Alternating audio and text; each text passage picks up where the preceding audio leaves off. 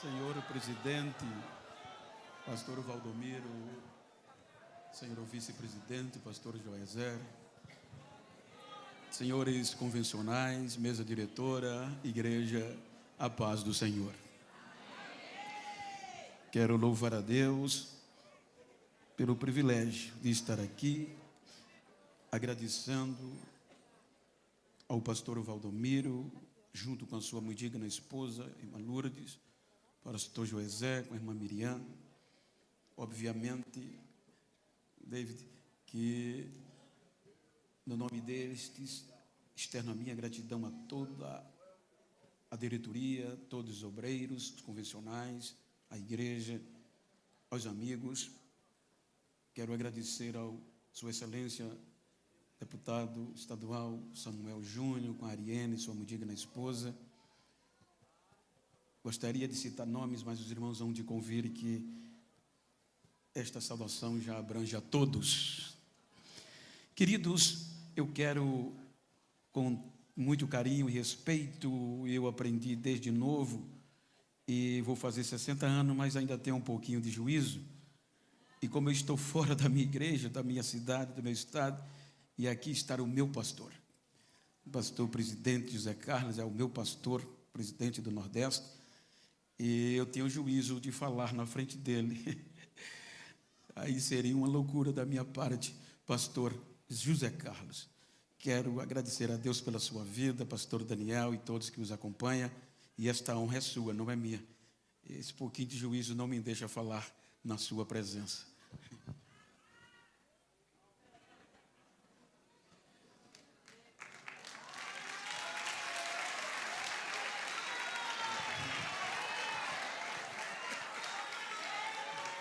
Queridos irmãos, o Senhor Jesus é perfeito e tem juízo, e eu também.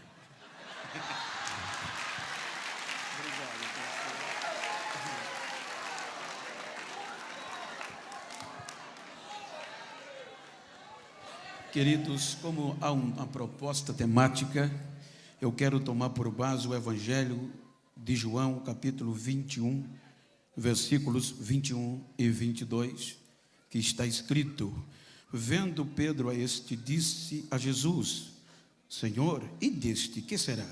Disse-lhe Jesus: se eu quero que ele fique até que eu venha, que te importa a ti? Segue-me tu. Amém? Queridos, com base neste texto, obviamente, eu gostaria de falar-lhes sobre o resumo. Quando nós analisamos o texto, e é muito conhecido, é um período de restauração dos discípulos após a ressurreição de Cristo. Então, com base neste contexto, eu gostaria de falar-lhes uma proposta temática, a responsabilidade, o privilégio da nossa geração. Estamos diante de dois personagens que marcaram a história e, sobretudo, do arrebatamento com motivações para as suas gerações. Me permita contextualizar a Bíblia com a história. Para você, no final, o meu objetivo é que saiamos daqui cônscio do dever que nós temos, do privilégio ortogado a nós. Se nós analisarmos o livro do Gênesis, por isso que eu disse resumo, se nós analisarmos o livro do Gênesis, obviamente que se nós observarmos o capítulo 1, é o princípio. O capítulo 1 do Gênesis conta a história do princípio, já o capítulo 2, a formação do ser humano. No capítulo 2, Deus forma o ser humano perfeito a ponto de se relacionar cotidianamente com o ser humano. O ser humano foi criado para viver eternamente, gozando deste princípio do favor de Deus. a ponto que quando Eliú vai discursar diante de Jó e seus amigos, ele faz uma distinção no capítulo 33, versículo 4 de Jó, dizendo: o Espírito de Deus me formou. Isso implica dizer que sem o Espírito Santo não ia haver relacionamento da criação com o Criador. Então ele, na continuidade, diz: e o Todo-Poderoso me deu fôlego de vida. Quando nós analisamos a partir daqui, vem o capítulo 3 do Gênesis e vai mostrar a decepção, a queda e o afastamento deste ser humano de Deus, sendo assim destituído da presença de Deus. Então é quando Deus vem para o relacionamento cotidiano ser adorado, e o ser humano já tinha sido jogado fora da presença de Deus pela desobediência. Então o ser humano perde a sensibilidade do Espírito Santo e é destituído, afastado da presença de Deus. Perde o direito de eternidade. Ou seja, o capítulo 4 do livro do Gênesis vai falar das consequências do erro e o desastre do afastamento do ser humano com Deus. O capítulo 5 do Gênesis vai falar sobre o contexto genealógico. O capítulo 6 vai trazer a decepção, a corrupção geral do gênero humano. Então Deus sanciona, Deus diz que vai desistir, vai dar fim a ele. Mas algo chamado graça entra na história e Deus preserva 8 almas.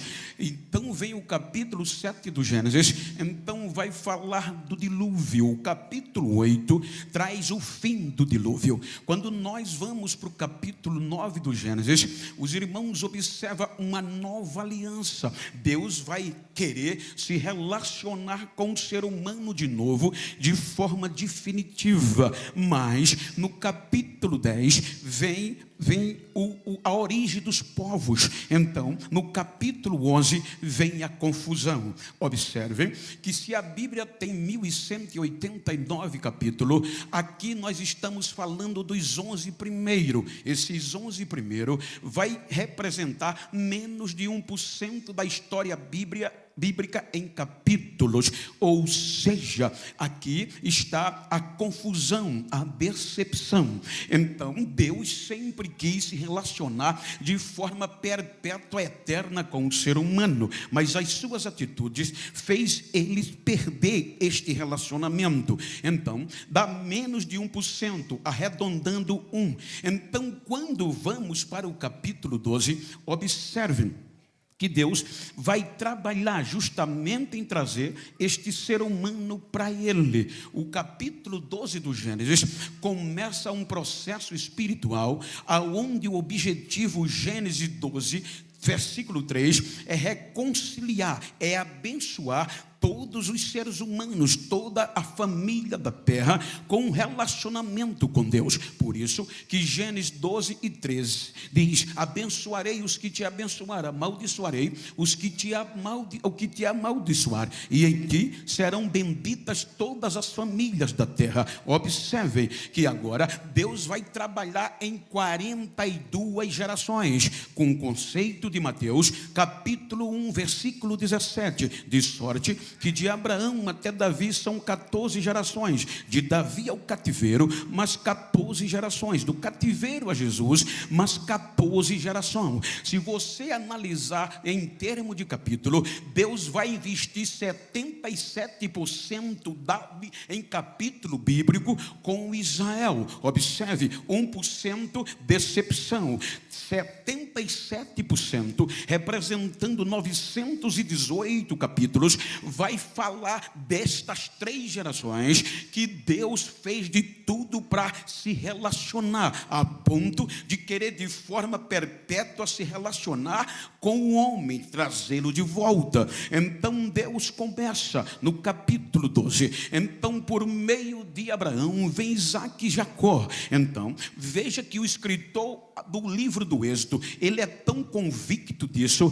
que ele faz menção de dizer que Deus, das almas que desceram ao Egito, das entranhas de Jacó, Gênesis 46, 26, são 66 almas. Então, agora, Deus vai trabalhar por meio da geração de Jacó, para trazer todos os seres humanos de volta para a terra. Então Deus fez a promessa, uma terra, um lugar especial, onde ia ser o palco, onde ia ser a base do relacionamento, chamada Jerusalém. Então a terra prometida. Então Deus vai no livro do Êxodo, capítulo 14, e vai tirar Israel da escravidão. Quando sai da escravidão, observem que não há relacionamento da geração do Êxodo pós-patriarca com Deus. Então no capítulo 19, o povo já cruzou o Mar Vermelho. Esta geração de Abraão até Davi é a geração que saiu do Egito a partir do Êxodo, de 20 anos para cima. Então Deus, no capítulo 24 do Êxodo, vai querer se relacionar com o ser humano. Olha que amor. Então Deus chama Moisés e dialoga com ele, dizendo: Moisés, eu quero me relacionar com o meu povo, mas precisa de um pacto de fidelidade para eu habitar no meio dele, porque desde o Gênesis 3 não havia relacionamento entre a criatura e o Criador de forma coletiva. Então Moisés ouve e propõe o povo. Então o povo diz a Moisés que volte a Deus e diga que está disposto a cumprir todos os preceitos de Deus. Então, já que tem preceitos, já que tem aliança, aí Deus diz: Moisés, então, já que o dilúvio acabou com o Éden, o lugar, a igreja de Adão, então eu vou te dizer como formar um lugar minuciosamente para eu descer com a minha glória, ser adorado e o povo me conhecer. Então vem o capítulo 25 do Êxodo. Aí Deus vai dizer como vai fazer o tabernáculo. Capítulo 25 do Êxodo, versículo 10. A primeira peça, a arca, símbolo da presença de Deus no meio do povo. Então no capítulo 15 do Êxodo, Deus começa a dizer como fazer o tabernáculo. No capítulo 33, versículo 14, já é um sinônimo de desobediência, de quebra da presença. O tabernáculo nem estava pronto, o povo já estava errando, já estava se distanciando de Deus. Aí Moisés diz: Senhor, sem a tua presença não vai dar certo. Aí Deus diz no 33:14: a minha presença vai com você, descanse.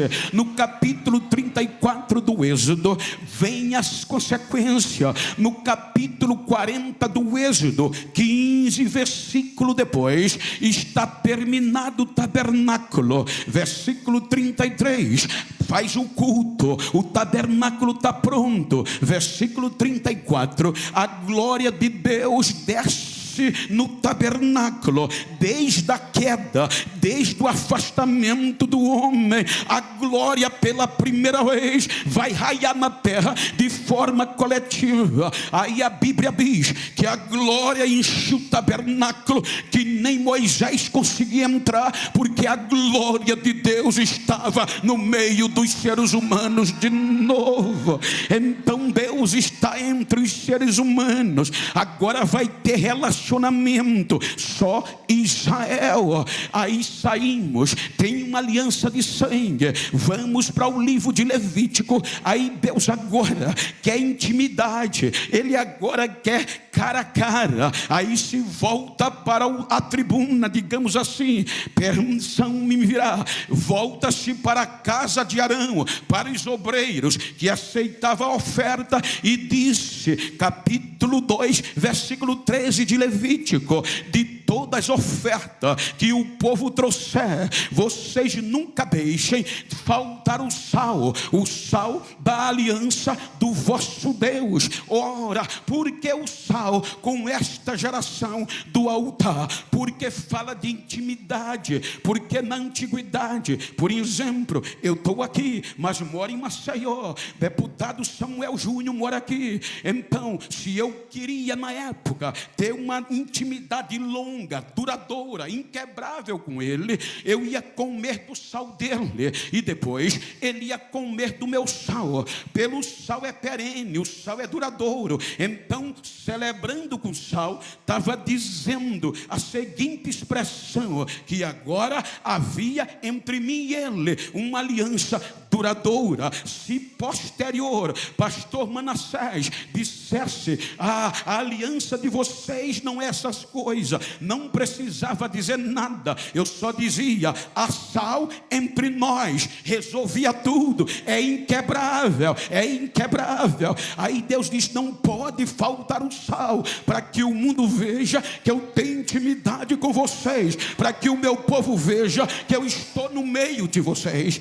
Quando nós olhamos esta geração, que vamos para Número, capítulo 14, saindo de Levítico, a decepção, os gigantes da terra prometida afasta esta geração de Deus. Aí Deus diz: Moisés, esta geração que saiu do Egito de 20 anos para cima, não vai entrar na casa, na terra prometida, na cidade prometida, ou seja, exceto Josué e Calebe. Aí quando nós vamos para Número 18, 19, está escrito lá que Deus diz: mas eu vou usar a geração de 20 anos para baixo que saiu do Egito.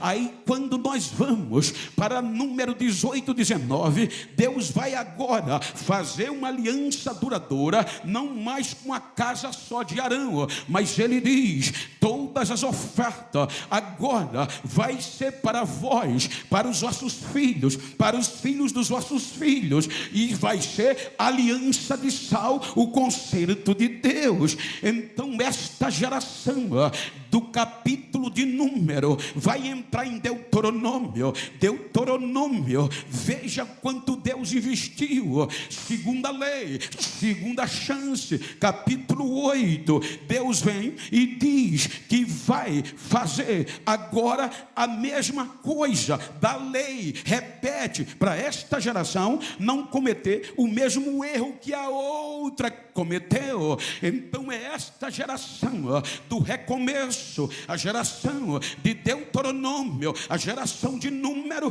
que vai entrar na terra prometida. Quando nós saímos do livro de Deuteronômio para Josué, eles tomaram posse da terra, agora está no lugar bom, agora tem culto, agora tem relacionamento. Juízes vem, o livro de Juízes, morreu Josué, morreu toda aquela geração de intimidade. Aí o que é que vem? Agora vem uma nova geração que não conhecia Deus e não tinha conhecimento dos seus milagres. Mas como? Isso é incoerente, isso não tem sentido. Por quê? Josué capítulo 4, versículos 6 e 7 tem um memorial. Disse Deus: essas pedras que vocês cruzaram o Jordão, coloque no lugar onde montar o arraial, e quando os vossos filhos perguntarem que significam essas pedras, vocês dirão: essas pedras é que Deus abriu o Jordão para a gente passar a pé enxuto. Deus fez as coisas acontecerem. Mas esta geração na terra prometida, facilidade, chegou na terra, a base onde Deus determinou para se relacionar com Israel para sempre e alcançar toda a terra, é contaminada por esta geração, porque não levaram em conta a história, perderam perderam a identidade. Por quê? Porque, irmãos, este é um dos perigos da nossa geração, do século 21. Achamos que a nossa história foi construída em mídia, a nossa história foi construída em glamour. Não, a história do arrebatamento, a história do resumo, ela é construída na oração, no joelho e no poder do Espírito de Deus. O medo hoje, eu digo isso,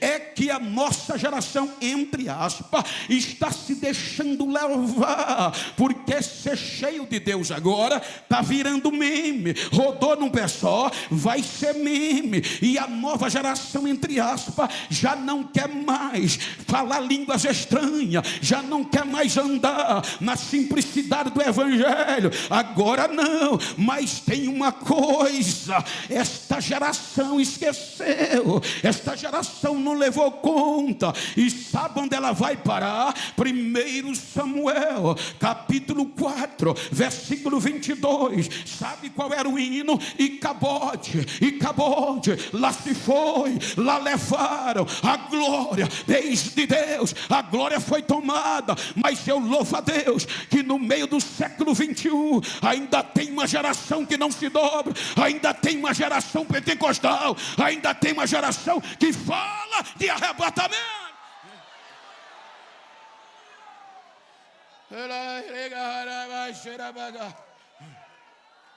Dá uma olhadinha para esse crente que está ao teu lado e diga: não esquece da história.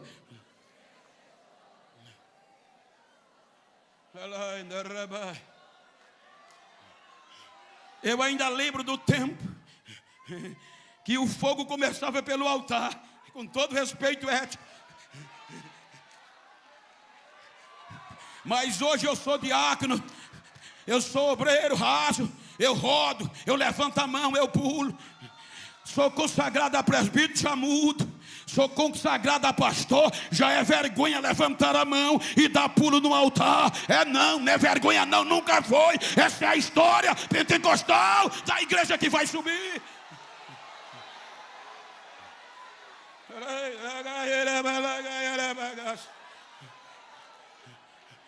Muitos doutores às vezes me dão um toque: Bento, precisa estar molhando o paletó, mas não, Bento. Tu já galgou o que qualquer pregador quer galgar. Tu prega nas maiores convenções do Brasil. Prova está aqui. Porque se fosse o padrão de beleza, eu não estava aqui não. Então, não é verdade? Então, pelo padrão ético, não estava aqui não. Então, Bento, vai mudar a pregação, porque tu vai ganhar dinheiro. Tu tem um gingado, o povo te ama. Então, para de pegar a Bíblia, Pentecoste, que a geração agora só quer saber de automotivação, só quer saber de mensagem motivacional. Pregue motivação, mas eu vou pregar arrebatamento, eu vou pregar poder, eu vou pregar Jesus.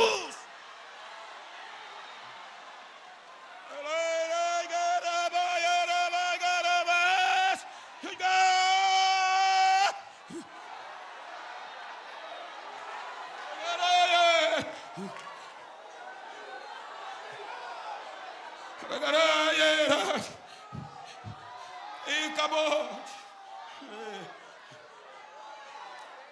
Tinha roça,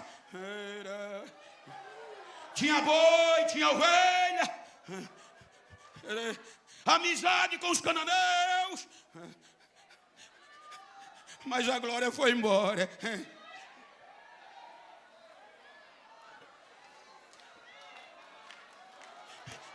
Diga para quem está ao seu lado: continue gostando de mim se quiser, mas eu vou continuar sendo barulhento, eu vou continuar sendo pentecostal.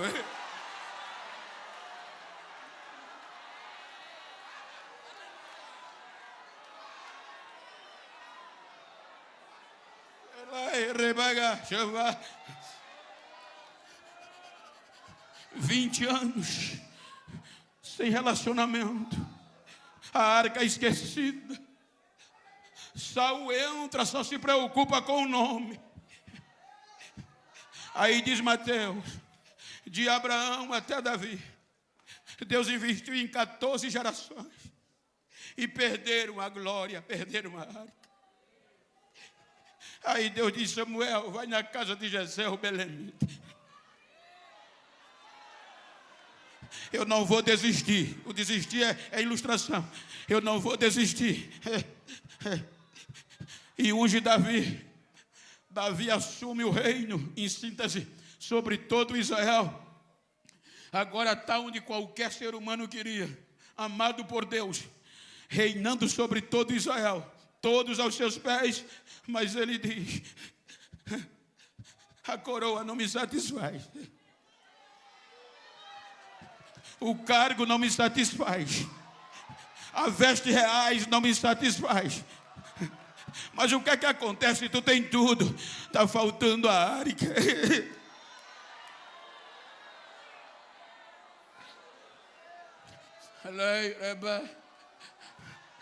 Prepara, abre mão de muitas coisas para trazer de volta. Agora Jerusalém vai receber a presença de Deus. Agora imagina, Deus gostou tanto dele que faz a terceira aliança. Segundo as Crônicas, capítulo 13, versículo 5, diz lá, Roboão escrevendo a Jeroboão: não sabeis vós que o nosso Deus, Deus para sempre, a Davi e aos seus filhos, a descendência dele, a soberania de Israel, e celebrou com uma aliança de sal. Então Deus tem intimidade do sal com Davi, é inquebrável. Aí agora Davi diz: não, eu vou buscar a arca. Quando a arca vai entrar em Jerusalém, eu levo um tapa na cara todo dia, quando eu acho que eu sou alguma coisa. Ou seja, o rei Davi, ele perde o equilíbrio, ele quebra decoro monárquico, ele quebra protocolo. E quando a arca vai entrando e o louvor vai cantando, a base de Jerusalém, ele rasga a veste, ele pula, ele cai, ele chora, ele canta, ele dança. Quem estava frio dizia: o rei está vadio, o rei está doido. Não, pode ser pastor, presidente, pode ser vice, pode ser da diretoria, mas quando a presença de Deus pega, protocolo vai ter que ser quebrado, vai ter que ser quebrado, porque o que prevalece é a glória do nosso Deus.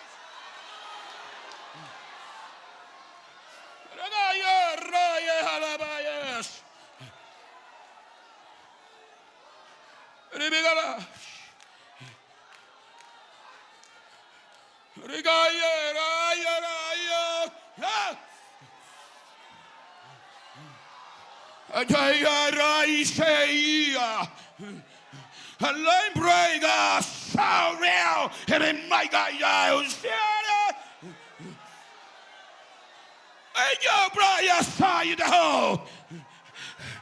A minha glória está invadindo esta casa. Estou fazendo coisas sobrenaturais. Assim diz o Senhor. Recebe a unção, recebe o renovo.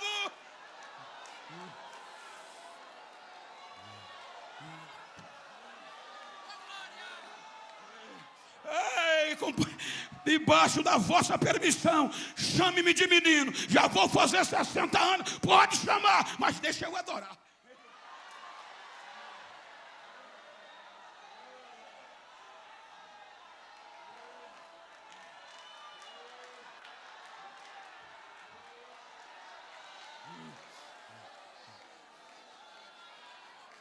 Vem a facilidade.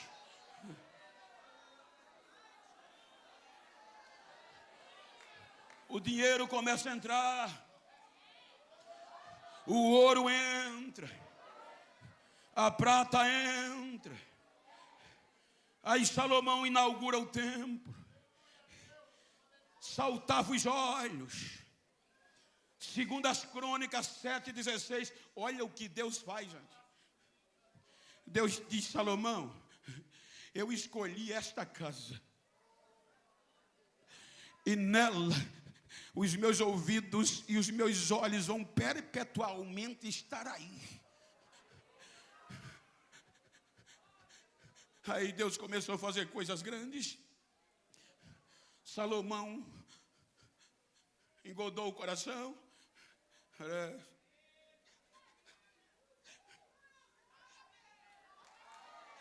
Abriu mão da presença.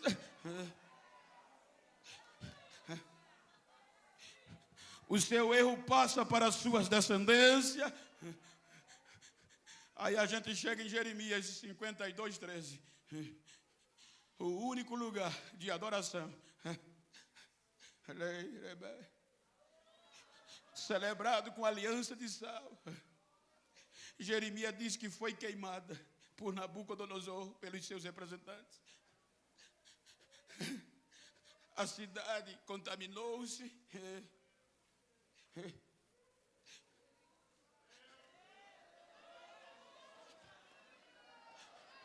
A arca sumiu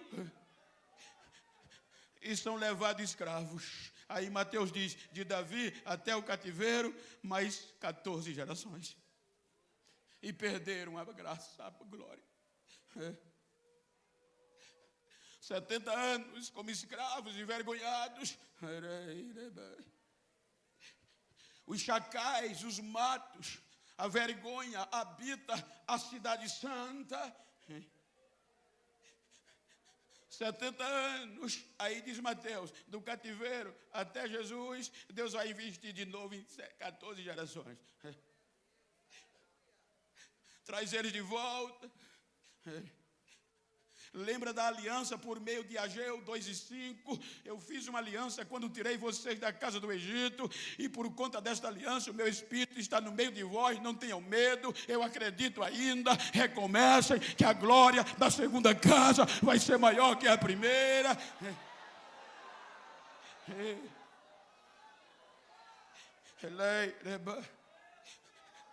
Mas eles não conseguem. Vem o período intestamentário. E Deus diz, não dá mais, vou me calar. Aí entram os agregados através dos gregos macedônios e deturpa. Vem os romanos, politiza o espiritual. Agora não era mais sacerdote que separava sacerdote, agora era Roma, por meio de seus representantes legais.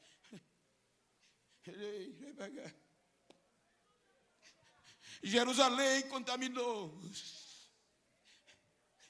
A cidade santa contaminou-se.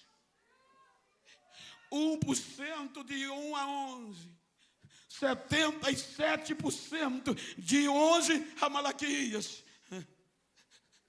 Só resta 2% para fechar o resumo, 22%. A vingança do que está sentado no trono e a ira do Cordeiro está prestes a ser derramada na terra. 78% do tempo se passa. Aí pela sua graça, pelo seu amor, a Bíblia diz que o pecado abundou, mas aonde o pecado abundou,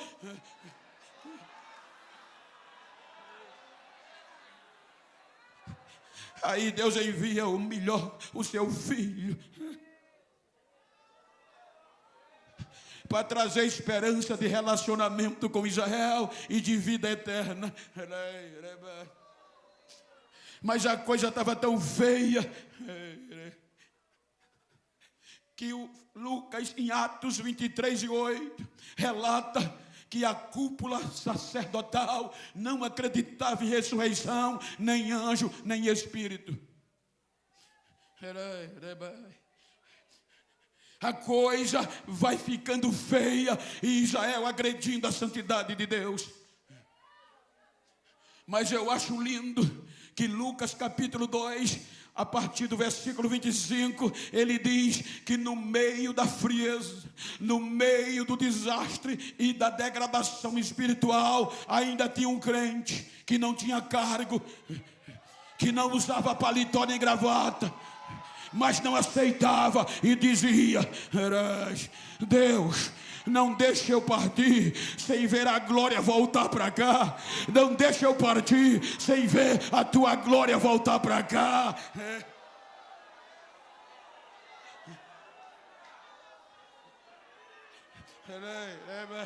Lucas 1:30, o anjo Gabriel vai a Nazaré e diz: Maria, no teu ventre você vai conceber e vai ter um filho, e ele será grande, será chamado Filho do Altíssimo, e o reino dele não vai ter fim. Aí Jesus vem e nasce.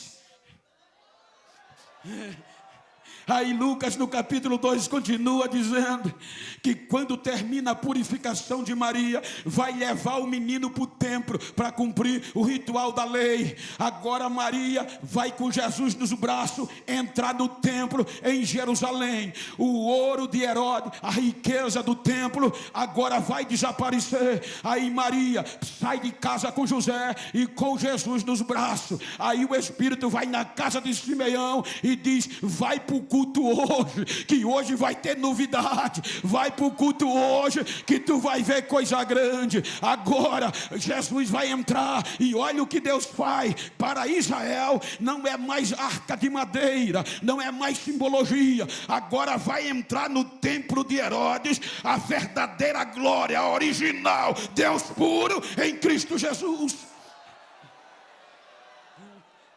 Quando ele entra, os sacerdotes não perceberam, ninguém percebeu, mas o velhinho, o crente estava lá, correu e começou a gritar: Deus, agora eu posso morrer, me leva em paz, os meus olhos já viram a tua salvação, a glória de Israel. E uma luz para os gentios. Rejeitaram. 12 anos, a arca volta de novo. A glória da segunda casa vai ser maior. Rejeitaram. Terceira vez, 30 anos, rejeitaram. Só faltava 22%. 77% da história bíblica já se passou. Israel rejeitou. Aí Pedro já na frente diz: vocês são a geração eleita. Eles não aceitavam a mensagem do arrebatamento. O problema é a ressurreição. Todo o problema da mensagem do Antigo Testamento, do Novo Testamento, é a ressurreição de Cristo para os judeus e para os gregos. Era impossível na ótica humana. Os romanos achavam escândalo, os gregos, loucura, porque fugia da razoabilidade humana. Os gregos acreditavam no palpável, nas filosofias da arte de vida. Aí a mensagem de Jesus é agora tem uma nova Jerusalém, não é a terrestre, tem uma nova Jerusalém para a igreja e para todos que o aceitar. Aí ele vai formar a igreja e forma a igreja e vai pregar o resumo: vida após a morte. Ele dizia: ele é doido. Agora Lucas registra João capítulo 16, versículo 7.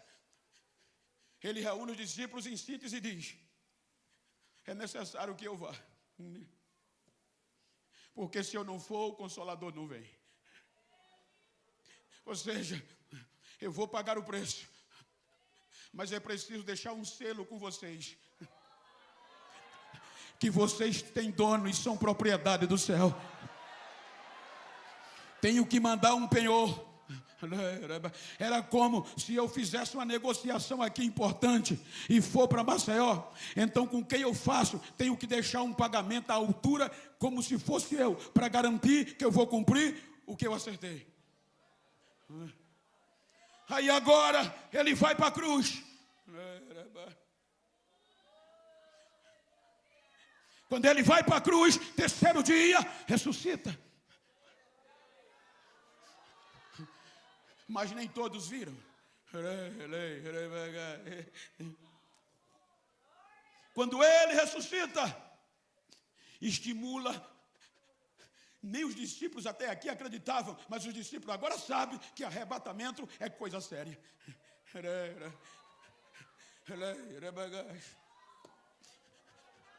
10 dias ele vai e volta para o Pai. É o que está escrito em 2 Coríntios capítulo 1, versículo 20 a 22. É condecorado, recebe o nome que é sobre todos os nomes. Senta à direita do Pai. E diz: Pai, eu prometi a tua igreja, a minha noiva, que ia mandar um lacre, ia mandar um selo, um penhor. E não é como nenhuma outra geração. Agora é para ficar com ela até o dia da redenção, até o dia que a trombeta tocar.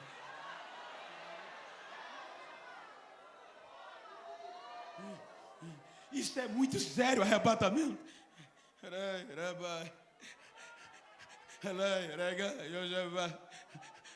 Aí o papai diz: é agora. E o que é que estava acontecendo em Jerusalém? Pentecoste. Aí Lucas diz que de repente vem do céu o barulho de um vento impetuoso, enviamento, e enche toda a casa. E foram vistas línguas repartidas como que de fogo, e cada um falava conforme o Espírito Santo concedia que falava, e todos foram cheios do Espírito Santo de Deus.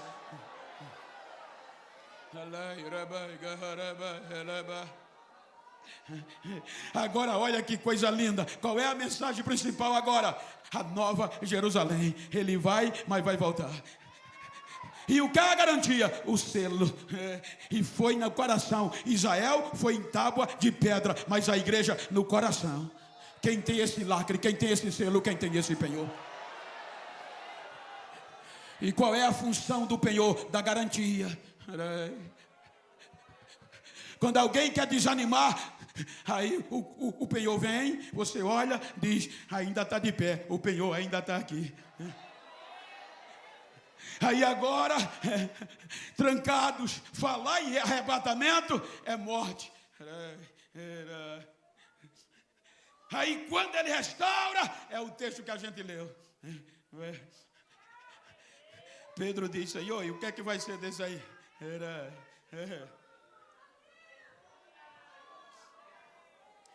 Ele vai ficar para o resumo. Ele vai ficar até que eu venha.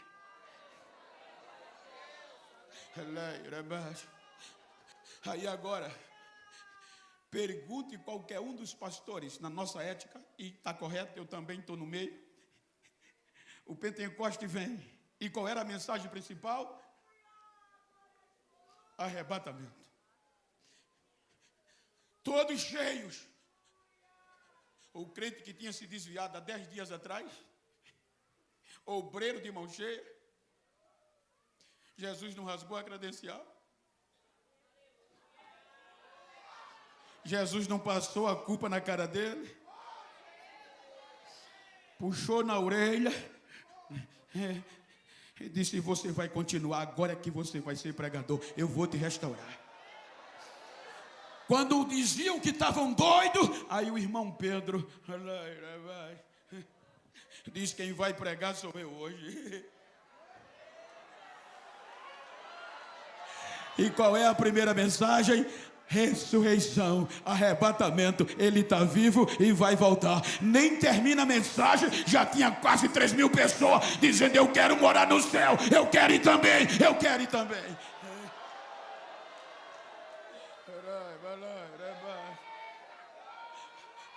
A mensagem agora era arrebatamento. A nova Jerusalém, preparada para a igreja. A religião bateu em cima, não pararam. Cada dia crescia o número.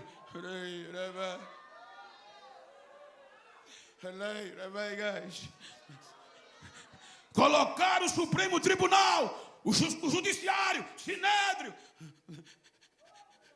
Quando Pedro e João cheio do Espírito Santo, falaram da ressurreição de Cristo. Os magistrados abriram, caiu o queixo e diziam, maravilhados, são discípulos de Jesus. Não tem outra explicação para falar bonito assim, sabendo que era analfabeto e falar desse jeito, vai morar no céu.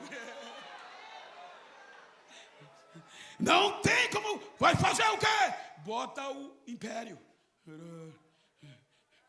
Aí o império vai tirar no bolso, vai mexer no bolso a família.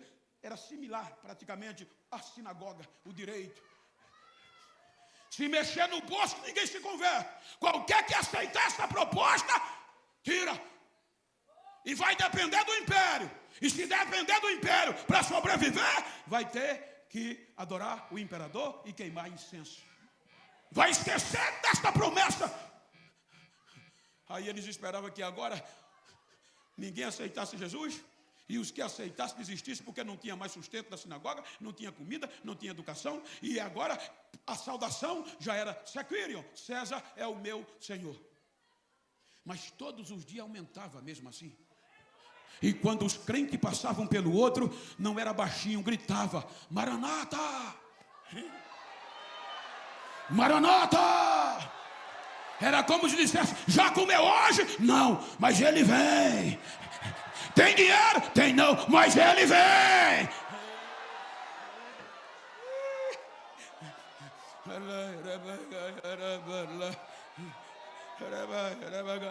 Não está diminuindo não. Joga no Coliseu. Eu tive o privilégio desses dias de passar 7 horas com um guia dentro do Coliseu. Você chora sem querer. Imagina na época, famílias inteiras eram jogadas de cristão para desistir dessa proposta, dessa promessa de ressurreição de um Deus invisível. E quando ele soltava os leões, os pais, vendo os filhos gritar, diziam, filhos, não vamos desistir. Se os leões nos destruir aqui, ele já está nos esperando lá. Nós vamos para a Celestial, nós vamos para a Celestial.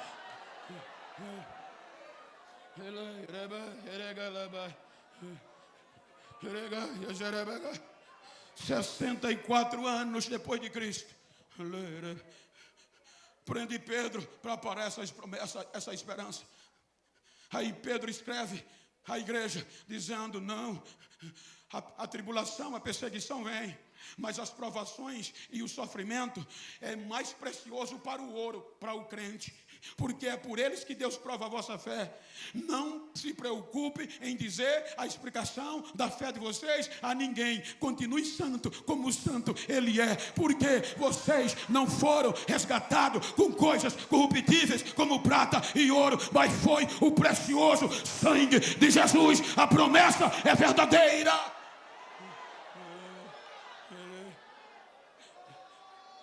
Não pararam. 67 anos depois de Cristo, tem um ex-fariseu pregando e escrevendo, irmãos, eu não quero que vocês sejam ignorantes acerca dos que já dormem. Nós não vamos primeiro do que eles, mas eles ressuscitarão primeiro. Depois nós que estivermos vivos seremos transformados em um abrir e fechar de olhos. Subiremos, nos encontraremos nas nuvens de lá e de lá e de lá e de lá. Estaremos para sempre com o Senhor. Consolai-vos uns aos outros com esta palavra. Eu estava ouvindo, alguém disse, pastor, eu recebo muita ligação, me traz uma palavra de consolo. Aí você tem que pensar, olha, descansa, que Deus vai te dar um carro novo, Deus vai te dar a chave da casa, a porta do emprego. Não, para essa igreja aqui que começou, tá doendo, filho, tá, a consolação ele vem, tá liso, tá, a consolação ele vem. Consolai-vos uns aos outros com esta palavra. Sacode quem está ao teu lado, diga, ele vem.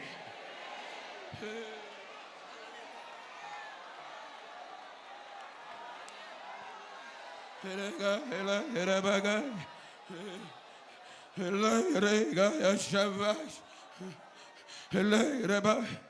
67 anos depois de Cristo, está lá ele escrevendo para a nova geração, preso, ou abre mão, ou apostata, ou vai ser decapitado. Nova geração, Timóteo, Eu estou sendo oferecido por aspersão de sacrifício. A minha vida está próxima. A minha hora chegou, Timóteo. Combati um bom combate, acabei a carreira e guardei a fé. O que me aguarda agora é a coroa da justiça, a qual o justo juiz vai me dar naquele dia, não só a mim, mas a todos que amarem a sua vinda. Decapitaram Paulo, mas não tiraram a esperança da igreja. O selo está nela. 90 anos se passam. Todos os escritos do Evangelho é de 50 a 90, a 70. Paulo não teve direito de ler o Apocalipse, nem o outro. Porque se passaram 90 anos depois de Cristo. Todos morreram. E tinha um velhinho ainda vivo, escrevendo: filhinhos, é já a última hora.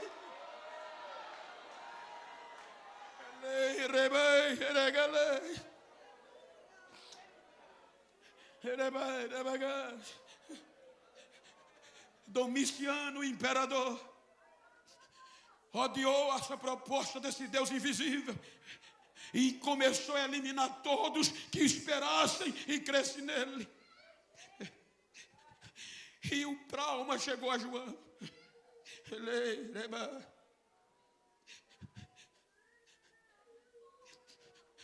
Vamos matá-lo, vamos humilhar, torturar, para ele desistir. Importa que ele fique até que eu venha. Diga para quem está ao seu lado: o sangue vai dar no meio da perna, mas eu vou permanecer até que ele venha.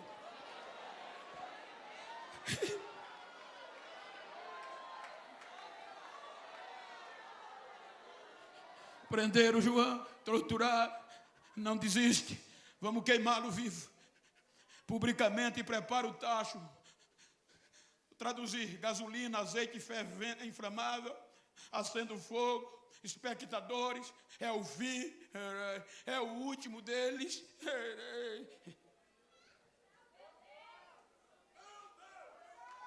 Em 22%, Deus usou mais do que os 77% que passou.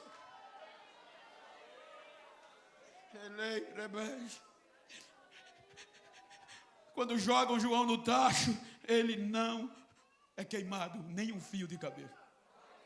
A ira é tão grande que o imperador resolve exilá-lo, diz a história e a Bíblia, na ilha de Patmos. Sem contato com ninguém, sem relacionamento, para não falar deste tema. Acorrentado, creio eu, abandonado, jogado. Aí ele surge a maior revelação, o resumo. Pode olhar que o Apocalipse é o resumo de toda essa história que a Bíblia conta. É onde vai vir a ira do Cordeiro e a vingança de Deus para quem não estiver em Cristo. Aí ele diz: irmãos, aqui é João, companheiro de vocês. Estava preso na ilha de Pátimo por um motivo: pregar o Evangelho de Jesus. E fui achado em espírito e arrebatado no dia do Senhor. E quando eu ouvi voz como voz de trombeta detrás de mim, quando eu me virei para ver quem falava comigo, eu vi 7 candeeiros e no meio dele um semelhante ao Filho do Homem. O seu cabelo era branco como a branca neve, como a branca lã. O seu vestido era comprido até o pé e tinha um cinto de ouro em volta do peito. Os seus olhos eram como chama de fogo e os seus pés brilhavam feito latão reluzente tirado da fornalha. Quando ele falou comigo foi como voz de muitas águas, e aí eu caí como morto. Quando eu caí como morto, ele veio, me tocou com a mão direita e disse: João, tenha medo não, João, sou eu sou o primeiro, eu sou o último, eu fui morto, mas o teu vivo, eu tenho a chave da morte, eu tenho a chave do inferno. O que tu vê, escreve no livro as coisas que são e as que hão de acontecer. Escreva as 7 igrejas da Ásia e diga: eis que eu venho sem demora. Guarda o que tem para ninguém tomar a tua coroa. Guarda o que tem para ninguém tomar a tua coroa.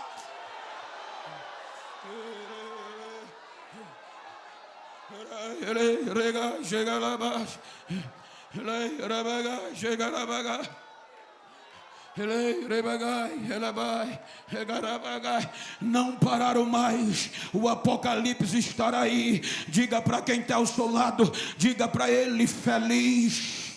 Diga: feliz e santo é aquele que fazer parte da primeira ressurreição, porque para esses a segunda morte não tem poder. A vingança de Deus e a ira do Cordeiro já foi propagada pela propiciação que é Cristo. Então, gente, vamos acreditar mais em arrebatamento. A coisa aqui está boa, mas na Nova Jerusalém vai ser maior, vai ser melhor. Nós estamos a cerca de 150 milhões de quilômetros do Sol, mas a velocidade da luz é só 8 minutos, ou seja, nós estamos a 8 minutos do Sol, e a Bíblia diz que as estrelas cairão do céu. Está no futuro, não está no passado, mesmo que a teologia pense talvez diferente. Então é hora de falar do arrebatamento, ou é hora de pregar arrebatamento, é hora de viver arrebatamento.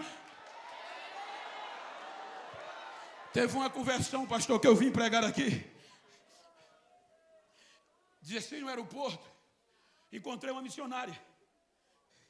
E quando eu desci, fomos conversando, e eu disse a ela: eu estou feliz, vou pregar na convenção da Bahia, de Salvador. Aí começamos, entrou no arrebatamento. Eu disse: eu estou ansioso. Para quê? Para quando chegar lá, primeira casa que eu vou é de Abraão, de Isaac, para saber como foi que eles conseguiram vencer. Ela disse: o senhor está errado. Para com essa ansiedade. Mas como? Eles que estão ansiosos. Pode descansar que eles vão bater logo na sua porta. Nem precisa ir, eles vêm. Mas por quê? Porque eles vão querer saber como foi ser cheio do Espírito Santo, que eles ouviram de longe e não foram.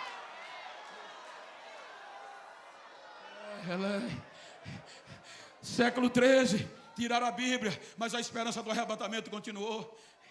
Século 16, a indulgência plenária e parcial, mas não tiraram a chama do arrebatamento. Século 18, o liberalismo teológico, mas não acabaram com a esperança da igreja. Século 20, o avivamento voltou. Veio pandemia. E diziam: quero ver esses crentes agora. Igreja fechada, quero ver adorar agora. Mas tinha crente cantando arrebatamento no banheiro, na cozinha, na sala, na casa. Agora chegou o século 21. Diga: chegou o século 21. Ela toca já. A trombeta toca já.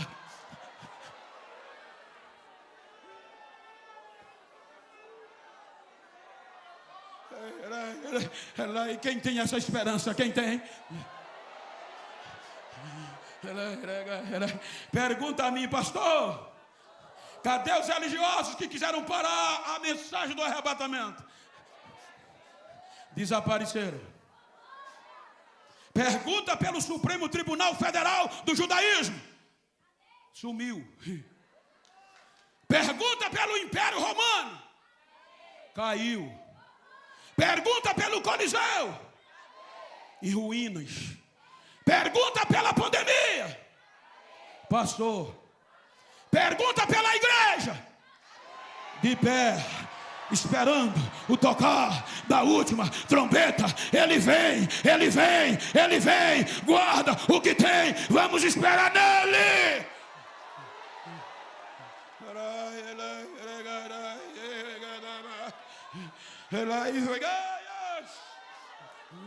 Fique de pé por bondade.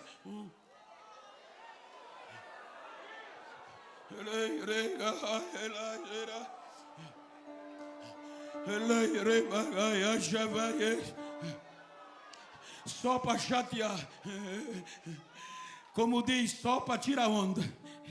Dá uma olhadinha para esse crente que está perto de você e diga para ele: não quero nem saber como você chegou na abertura dessa convenção. Quero saber como você vai sair. Diga: vou sair pegando fogo, vou sair vivo. Diga: me faz um favor, se a partir de hoje tu encontrar algum besta por aí que pensava que eu não acreditava mais no arrebatamento, dá um recado a ele. Ele vai ter que me engolir, que eu vou subir dando glória, vou subir cantando louvor. Deixa eu ouvir o barulho da igreja que vai subir. É já já, é já já. Renova agora, Jesus. Renova agora, Jesus. Renova agora, Jesus. Renova agora, Jesus.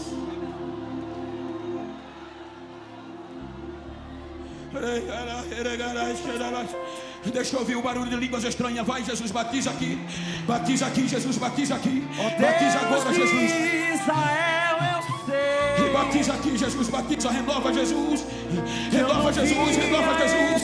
Receba batismo aí agora. Receba, renova aí agora. Receba, renova aí agora. Receba, renova aí agora.